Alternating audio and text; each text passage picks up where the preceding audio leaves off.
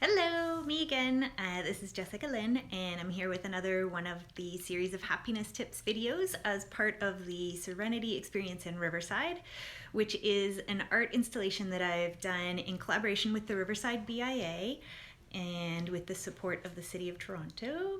It physically exists in 10 retail storefront spaces along Queen Street East in the Riverside neighborhood. And it's also virtual for those of you who aren't in the East End of Toronto or are but aren't leaving your house. So you can go to the link in my bio and you can see virtual tours. There's a soothing sounds audio track. There's a lot of video content. There are all these happiness tips. There's a scavenger hunt that you do from wherever you are. I think that's it. We have the artist talk is uploaded now, I believe, as well as the do-it-yourself workshop, so that you can create a little corner of serenity at home for yourself. Anyway, today's tip, we have something. This might seem, maybe you're already doing this. I hope it is something you're doing. My tip is learn something new, try something new, go deliberately outside of your comfort zone. And in particular, if it's something that you don't think maybe that you're going to be very good at, because then your expectations are gone. You can kind of let go of that part of your brain that that is attached to results. If you're like me and you get frustrated if you're not good at something, try something on purpose that you think you're going to be no good at. So I have a couple of suggestions. My own one that I was really enjoying, and I'm still enjoying, but I started this last winter, was I started taking poetry workshops. And I'm not a writer. I mean, I journal, but I don't write for other people to read.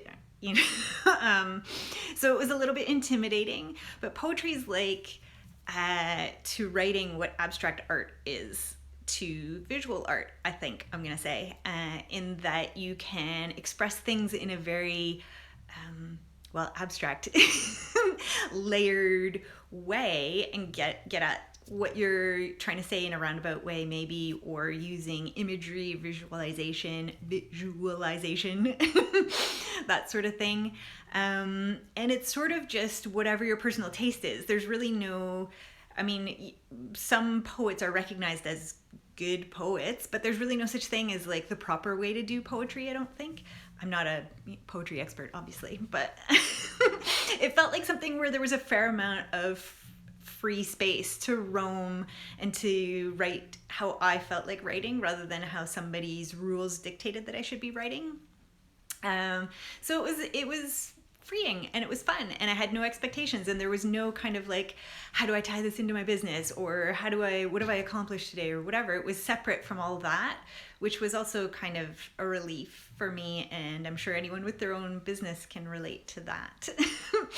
My other example is my husband, who doesn't know he's being used as an example today. I can't remember when this was, honestly. I think it was sometime in the spring or early summer.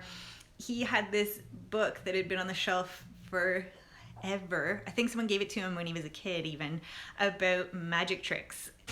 And so he started going through this book and learning card tricks and these sort of sleight of hand illusions and stuff. And I swear he had so much fun. He was like giggling. He'd be running around the house looking for whatever he needed to make his props for the tricks, and he was giggling to himself, and it was really amusing to even be around that energy, never mind whatever was happening in his head. So that was fun. And then he did the tricks for my niece and nephew, and it blew their mind, which was adorable, of course. The other thing I will recommend, if you're at all creatively inclined, there's this fantastic website called Creative Live. And it's been a little while since I've taken one of their webinars or workshops, but essentially the way it worked when I did it anyway was if you could watch it live, it was available for free. And there were literally all sorts of, like, a vast range of things that you could choose to learn from, different instructors. And if you couldn't watch it live, or if you did watch it live and it blew your mind and you wanted to be able to watch it again and again, then you can just pay for the download. And they were relatively inexpensive. I think they were like $20 to $30. Depends on the course. Some of the courses were like really in-depth boot camp, week-long kind of things. And I did one of those. It was intense. But yeah, some of them are just quick little, an hour or two of learning about, I have my friend Anna learned how to make collage paper. No, it was two different ones. One was about making paper and one was about collaging, I think. And she loved them and she had so much fun with that. And again, because collaging is one of those things where it's like, you can just play with it. It can be whatever you want, right? You can do different ones every day. So that is my, oh, and why should you do this? Because A, it's fun, and we probably could do with a bit more fun this year.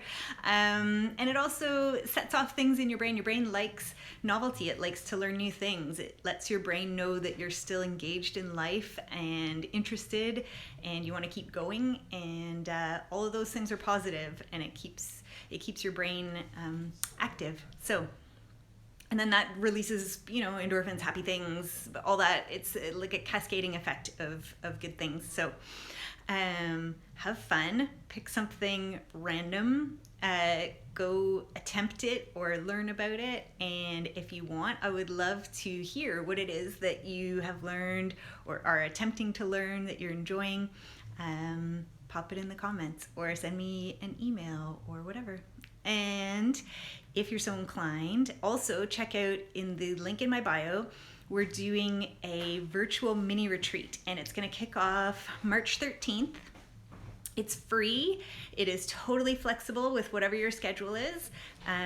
So we're having a kickoff meeting, and then you have a couple of weeks that you sort of fit that in wherever you can during those couple of weeks. And then we'll have a wrap-up meeting at the end to kind of touch base and share if there's anything that we want to share with each other.